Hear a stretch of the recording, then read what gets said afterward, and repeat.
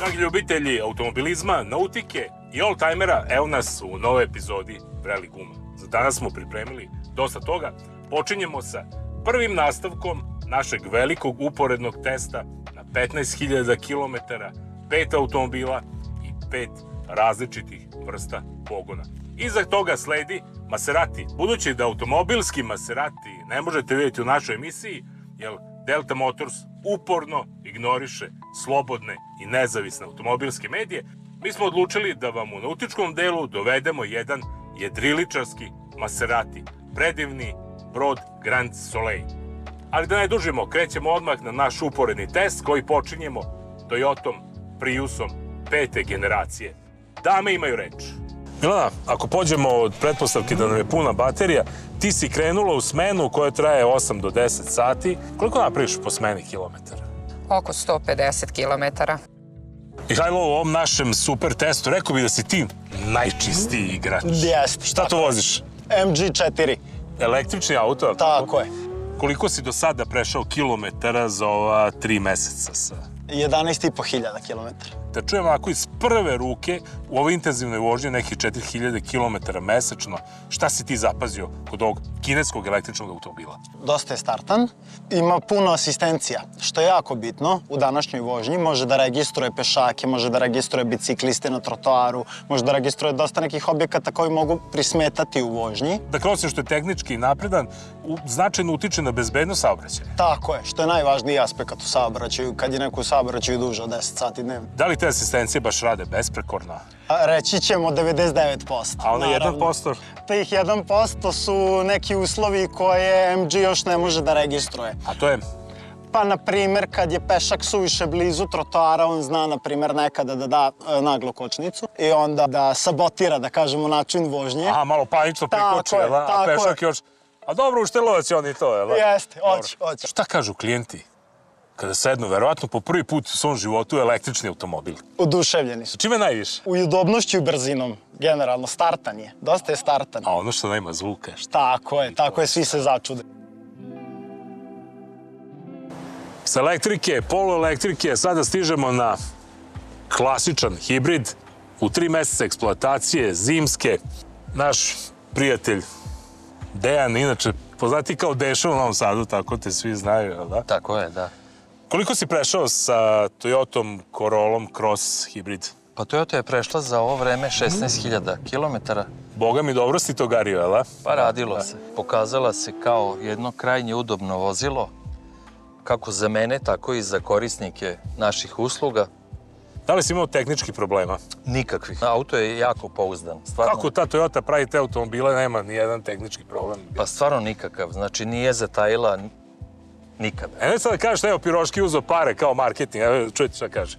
Deša, a kako oni idu u tom ekomodu? Kada daš gas, nemamo... On je vrlo jak na gasu. Dobro, u sportskom modu, takozvanom power modu, on je onako sa svih 200 konja koje mu daje hibrid i motor benzinski, tako da ono i u eko modu on je vrlo poslušan i moćan. Kao i svi moderni automobili, Toyota Corolla Cross je opremljena raznim vozačkim asistencijama. Koliko su one u praksi tebi korisne? Pa pokazale su se u određenim okolnostima veoma korisne, a to znači da iz nekih mrtvih uglova mlađi svet koji prolazi iza mene i ne vidim ih, ona uradi kočenje i, kako da kažem, završi se bezbedno ta neka epizoda koja bi mogla da dovede do nesreće. Tako da je sistem pouzdan. Praktično možemo reći da novi automobili u city taksiju ne utiču samo na udobnost korisnika, već i na bezbednost saobraćaja. Utiču značajno na bezbednost. Da bi ovaj naš super test bio logičan, evo nas i na benzinskom pogonu. Za benzinski pogon izabrali smo, da kažemo, narodni automobil, Dacia Sandero. Stefej, Milane, koliko si prešao za ova 3 meseca? 20.000. Kod 20.000, pa ti si bio, brate, najvredniji ovde od svih ovih. Mora. Pa mora, to je radnička klasa, to je narodni auto, ima da se vozi i dan i noć. Vidim da si ti zadovoljan. Kako korpulentan si ovako čovjek, kako ti sediš na vozačkom sedištu? Iskreno, tu baš i nisam zadovoljan. Opa, bato! Tu nisam zadovoljan. Dobro, zašto? Zbog pregleda, ali udobnost. Aha, Stolice, udobnost malo leđa, stolice da. i leđa i kukovi. Je li tako? Dobro, Dačija. Čuli ste iz prve ruke. Zato je ljudi ovaj naš test, vidite. Automobilski novinari će vam reći ili ovo ili ono, jer zapravo ne provode dan i noć u automobilu kao Milan. Sad smo čuli od njega šta je jedan od problema ovog automobila. A kako su zadovoljni klijenti, mušterije, sednu nazad? Niko se žalio nije da... Nije se, šta ima da se žale? Ne daš ti njima da se žale, ali šta ima da se vi žalite da... Kaži mi još jednu stvar, a to je da li on ima elektronske asistencije? Koliko su one pouzdane ako ih ima i da li ih koristiš? Jesu. Ima kočenje, parking senzori, sustizanje dugih kola, naglo kočenje ispred, sam koči, to je okej. Praktično možemo reći Dacia Sandero Step-A, prvih 20.000 km u gradu, relativno skromna potrošnja, nema nikakvih tehničkih problema, mogli biti bolja udobnost. Za sad je to. I u završnoj fazi ove prve etape našeg testiranja namerno smo ostavili model na plin. U naše doba mi smo to zvali plinare, ove automobile. To je sada jedna moderna Toyota, opet Corolla Cross. Nenade, koliko si kilometara prešao od početka godine, ovih nekoliko meseci? Pa ovo je nov auto, ja sam s njim prešao nepunih 15.000 km, treba sad da mu se radi prvi servis. Auto se pokazao izuzetno dobro, nema razlike u vožnji, nema osjećaja prebacivanja sa benzina na plin. Znači on kad postigne radnu temperaturu od 30 stepeni, on prebacuje automatski na plin, što se ne osjeća u vožnji nikakvoj. Onda on kada prebaci na plin više ne vraća na benzin dok si u eksploataciji. Da, dok god radi, jedino da stoji da se ohladi, padne temperatura motora ispod 30 stepeni, on pali na benzin. Tako da je potrošnja benzina izuzetno mala. Gotovo da je nema? Nema. Koliko si po tvojoj proceni prešao kilometara na plin od ovih 15.000 km? Pa 14. Tvoje kolege koje su Toyotama nisu imali nikakve tehničke probleme. Ti? Ne, Toyota je izuzetno dobar auto, udoban, startan. Ne znam da su kolege spomenuli, ima izuzetno dobru zadnju kameru, znači nemoguće je kad ideš u rikverc da udariš nekog jer on automatski koči u mestu. Pa to je vrlo bitno za bezbednost saobraćaja, naročito za vas koji ste i dan i noć u saobraćaju. Još jedna stvar, to sam i pitao tvoje kolege, utisak klijenata, novi su automobili, nešto što se ne sreće svaki dan na našim putevima. Pa da, ima ljudi koji su oduševljeni kad uopšte uđe u auto pa ga ne čuje, ne zna on da je, pa onda shvati da je hibrid pa pita o njemu, a ima ljudi koji su ulazili čisto na vožnju jer planiraju da kupe hibrid pa uđu namenski da se provozaju da vide kako to izgleda. Sad već ulazi u problem, ne veruju nama automobilskim novinarima, nego hoće od tebe da čuje, tako? Pa zato smo i mi sada ovde. To su bila zapažanja naših test vozača u prvih 15.000 km uporednog testa. A sada vidimo malo šta kaže i tehnologija maziva. U našem super testu 5 automobila, 5 vrsta pogona, došli smo do tačke kada treba ispitati ono možda i najosetljivije u svakom automobilu, a to je ulje. Pre 5 godina kompanija Orbico kao jedini ovlašćeni distributer šelunja na teritoriji Republike Srbije dobila je priliku da sarađuje sa velikim poznatim taksi udruženjem, sa tako velikim kupcem i još jednom da pokaže kvalitet korišćenja i performansi Shell ulja. Šta je osnovna referenca Shella? Jedna od ključnih stvari za uspeh kompanije Shell svakako je i tesna povezanost i saradnja kompanije Shell sa vodećim svetskim proizvođačima u automobilskoj industriji. Dakle, Shell ulje ne samo da je testirano, već je i odobrano od strane vodećih svetskih proizvođača u automobilskoj industriji. Sanja, mi smo ovde danas došli zbog čega? Danas smo došli da uzorkujemo ulje. Dakle, sada se trenutno nalazimo u fazi monitoringa ulja i u ovoj fazi koristimo uslugu monitoringa na taj način što uzimamo uzorke ulja koje šaljemo na analizu nezavisno akreditovanu SGS laboratoriju u Pariz. Ova usluga monitoringa će omogućiti korisnicima, odnosno vlasnicima flota, da na vreme prepoznaju potencijalne probleme, eventualna potencijalna habanja, degradacije, neželjena taloženja ulja, kontaminacije. Uzorkovanje, odnosno praćenje stanja i analiza ulja nas uvek raduje, prvenstveno zato što pokazuje eventualne probleme do kojih može doći, a na taj način se ti problemi mogu preventivnim merama otkloniti, preduprediti i na kraju krajeva opet dokazujemo i imamo jednu lepu priliku da pokažemo kvalitet korišćenja Shell ulja. Sanja, hoćemo mi sad da uzorkujemo ili da zovemo pomoć? Definitivno da zovemo pomoć. Vuče, dolazi. Vuče, jel mogu ja da menjam ulje kad meni tako padne na pamet ili? A najbolje ne. Servisni intervali su propisani od strane proizvođača vozila. I oni su zadali servisne intervale i sam kvalitet ulja koji je propisan. Kaži mi, kod ovih automobila koji se intenzivno koriste kao taksi automobili, da li se to radi češće ili ređe? Servisni intervali zavise od same upotrebe vozila ili najčešće od eksploatacije vozila. Da li se vozila voze u gradskim uslovima, na otvorenom, da li su vozila opremljena sa start-stop sistemom, da li su hibridna vozila, kvaliteta goriva, motornog ulja, načina eksploatacije. Ako recimo meni padne na pamet, što mi nikad ne padne, ali ako mi padne na pamet da menjam ranije ulje, Privremena zamena ulja ne preporučuje se iz razloga tog što zagađujemo dodatno našu životnu sredinu i okolinu i kao takva nije ni ekonomična. ovde je automobil koji je na našem super testu. Koliko vam prešao kilometara i šta planiraš s njim da uradiš danas? Danas radimo Toyota Prius plug-in hibrid, radimo kompletan mali servis. Vozilo je prešlo prvih 15.000 km, samim tim radit ćemo i uzorkovanje ulja. To uzorkovanje ćemo raditi na način tako što ćemo vozilo zagrejati na radnu temperaturu, ispustiti otprilike 1 litar ulja i onda zahvatiti određenu količinu samog ulja.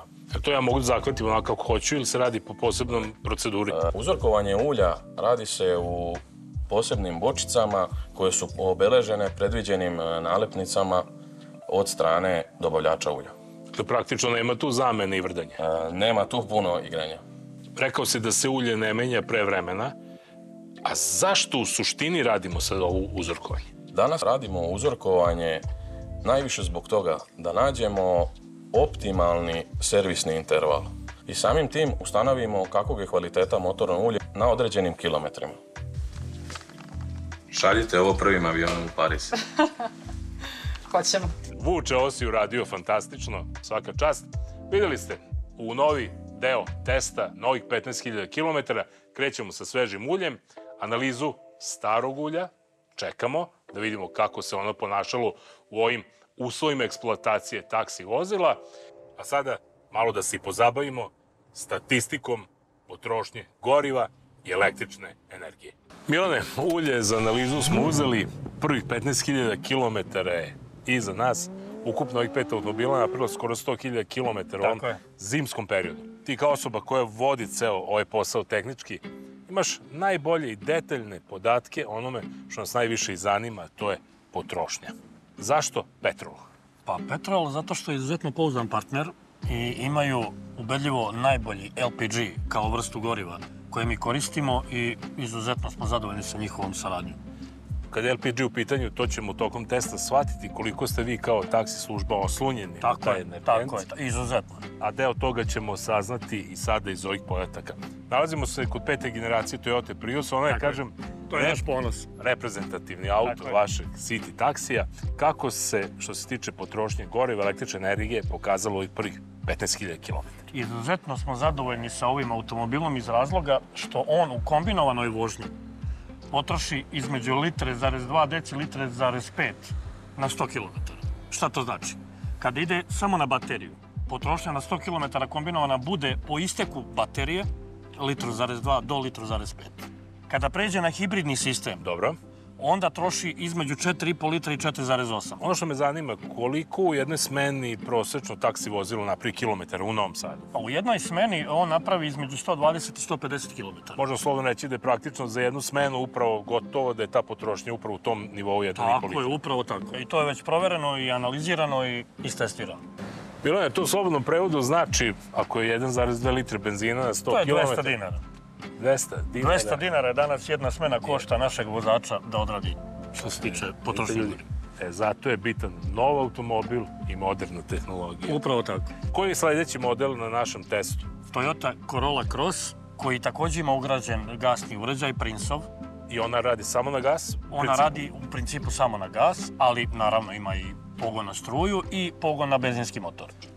Ono što smo mi zabeležili u našoj analizi, da je potrošnja LPG-a kod Toyota Cross 5,2 na 100 km, uz potrošnju benzinskog motora od 0,2 deci na 100 km. Dakle, 5,2 litre tečnog naftnog gasa i tako je.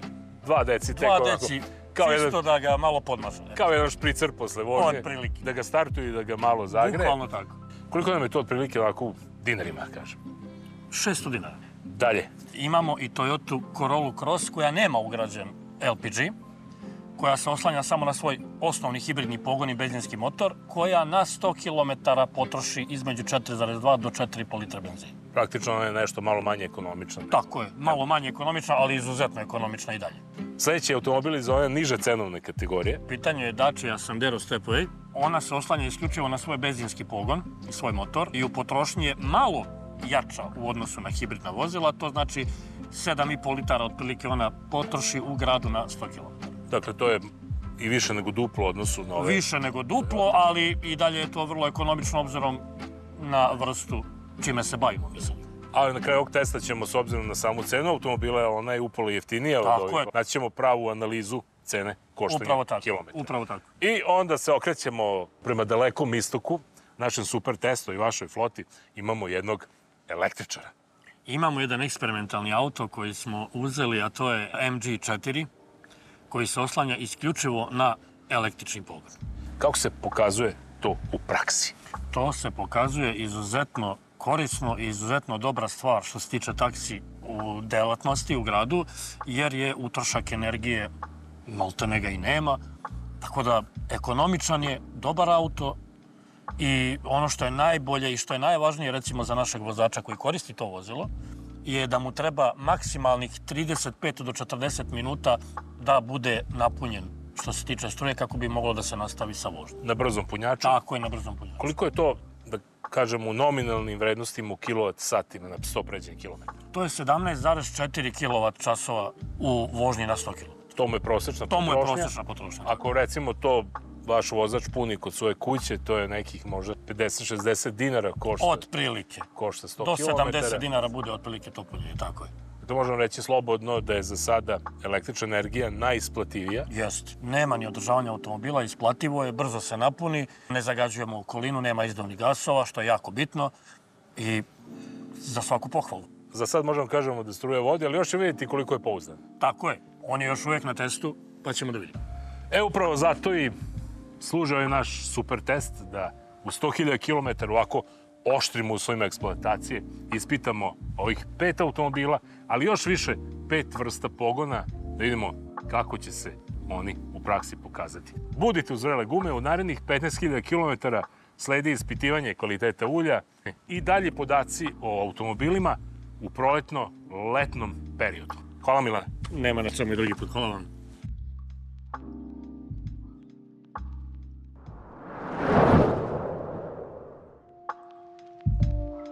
Za današnje nautičko opuštanje odabrali smo izuzetnu jedrilicu koja u sebi spaja dve suprotstavljene karakteristike, sportske performanse i udobnost krstaša.